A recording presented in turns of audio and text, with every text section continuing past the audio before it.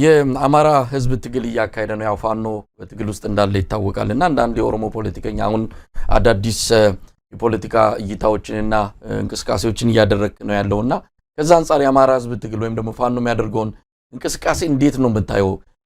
የኦሮሞ ህዝብ ከዚህ አንፃር መስጋት አለበት? ይሄን ትግል ነገ ከነገ ወዲያ ብዙዎች እንደሚሉት በተለይ አብይ ጋር የተጣበቁ ሊቃን እንደሚሉት ይሄ ትግል የብሔር ብሔረሰቦችን መልሶ ጭቆና ውስጥ ለመክተት አሁንም የአንድ ብሔር የበላይነት ለማምጣት ነው በሚል በዚህ ስጋት ብቻ የሚያዩትም አሉ። ከዚህ አንፃር አንተ እንዴት ነው የምትመለከተው የአማራን ህዝብ ትግል?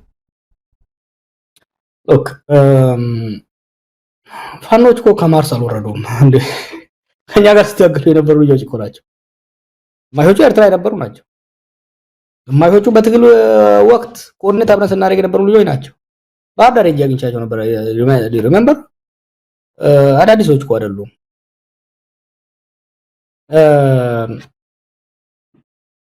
በተለይ ደግሞ ከትግራይ ጦርነት ከፕሪቶሪያ ስምምነት በኋላ ክህደት ተፈጸመብን የሚል ስሜት ውስጥ ገብተው ልዩ ኃይሉን ለማፍረስ የተሄደበት ሂደት ሁሉም ነገር ንዴት ውስጥ ስላስገባው ሪሜምበር ገና ፋኖ ጠመንጃ ይዞ ጫካ ሳይገባ ከነያስ ቤት ጋር ኢንተርቪው ሲሰጥ ፋኖ ትጥቅ መፍታት አለበት የሚል ነገርና አብይ ሲያመጡ ነው መጀመሪያ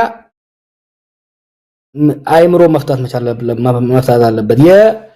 የነፍጥ መፍታቱ ነፍጥ ማስቀመጡ ቀላል ነው። መጀመሪያ ተካርኩ የሚለው ስሜት ለጥቃት ልጋለጥ ነው የሚለው ስሜት ካልተፋቀ በስተቀር ነፍጥ ለማስፈታት መሄዱ ወደ ግጭት የሚያደርሰው እያልኩ ስናገር ነበር።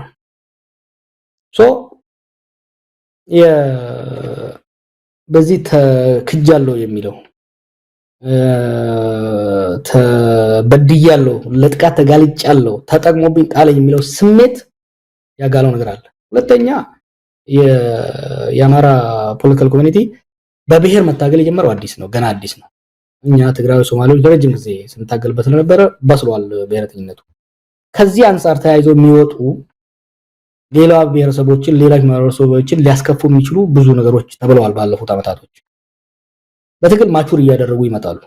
አሁን ላይ እንደዛ አይነት ነገር አሰማም።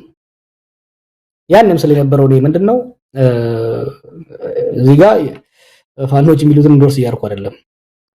I believe in human improvement እና አንድ እሱ ነው። እነሱም እያሻሻሉ ፖሊሽ እያደረጉ ሪያሊስቲክ የሆነ አቋምና ጥያቄያቸውን እያቀረቡ መሄድ አለባቸው። ሌላው ማህበረሰብም ሊረዳ መሄድ አለበት። ዋናው ነገር ግን ምንድነው ኢትዮጵያ ውስጥ ወይሌን ላትወድ ትችላለህ፣ ፋኖ ላትወድ ትችላለህ፣ ግን they are fact of life። ለምሳሌ እኔ የሰላማዊ ትግል ወይም ደግሞ የህዝብ እምቢተኝነት የትግል ስልት አቀንቃኝ ነኝ። ከአርም ስትራግል በነፍጥ ከሚደረግ ትግል ይልቅ ህዝባዊ እምቢተኝነት ማምን ሰው ነኝ። በዛ ነው ስራ የነበረው። አሁን ባለው ኢትዮጵያ ሪያሊቲ ወይሌን ኢግኖር አድርገህ ፋኖን ኢግኖር አድርገህ ቲዲኤፍን ኢግኖር አድርገህ ኢትዮጵያ ውስጥ ሰላም ልታስበው አትችልም። እነዚህ ኃይሎች ላይ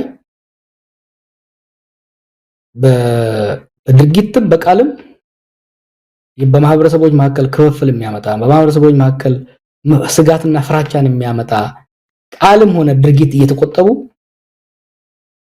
በዲሲፕሊን የታነጸ ለነጻነት የሚታገል ገበሬውና ማህበረሰቡን ለጉዳትና ለጥቃት የማያጋለጥ ስልት እንዲከተሉ ጫና በማድረግ ነገር ግን ነፍጥ ያስነሳቸው ያገዛዝ በደል መሆኑን እውነታውን በማስገባት መሄድ ያለብን። ይሄ የከሌ በላይነት የከሌ በላይ ሁሌም የምለው ነገር ነው መሳይ። እንደ ኢትዮጵያ ህብረ ብሔር በሆነበት የብሔር ንቃት ኮንሽስነስ ከፍተኛ ደረጃ በደረሰበት ሀገር ውስጥ የአንድ ቡድንና የአንድ የበላይ ቡድንና የአንድ ግለሰብ የበላይነት ለማፍጠር የሚደረግ ሙከራ ኪሳራ ነው። ይሄን እኮ በህዋት ዘመን ነው ስንል የነበረው። ውጤቱ ምን ሆነ? ከዛ በኋላ አብይ ወደ ባሰው አመጣው። የአንድ ግለሰብ የበላይነት ለማምጣት ከኪሳራ ውስጥ ከተተን እና አሁን ደግሞ ነው አንደኛ አይቻልም። ኢትዮጵያ ውስጥ እንግዲህ በኋላ አምባገነናዊ የግለሰብም ሆነ የፓርቲ አምባገነናዊ ስርዓት ሊሸከም የሚችል የህዝብ ጫንቃም የለም፣ ሊጭን የሚችል መንግስታዊ አቅምም የለም፣ ሊኖርም አይችልም። ስቴት ካፓሲቲም የለም፣ ፖፑላር ቶለራንስም የለም።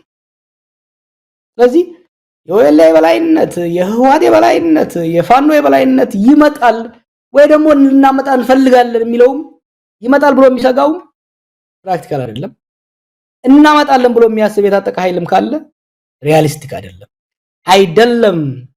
በመላው ኢትዮጵያ ወያኔ በኦሮሚያ ላይ የበላይነት ሊይዝ አይችልም። ፋኖ በአማራ ክልል ላይ የበላይነት ሊይዝ አይችልም።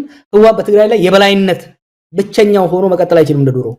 we're seeing the challenge አሁን we're seeing it እኮ። ስለዚህ ህዝባችንም ስጋቱን ቆጠብ ያድርገው፣ የታጠቁ ወንድሞቻችንም ቀረርቷቸውን ቆጠብ ያድርጉ። ከእንግዲህ በኋላ ኢትዮጵያ ውስጥ ተወያይቶ ተደራድሮ ተቻችሎ ከድርድር የተረፈውን ለህዝብ ውሳኔ አቅርቦ ብቻ ነው አብረን መኖር የምንችለው።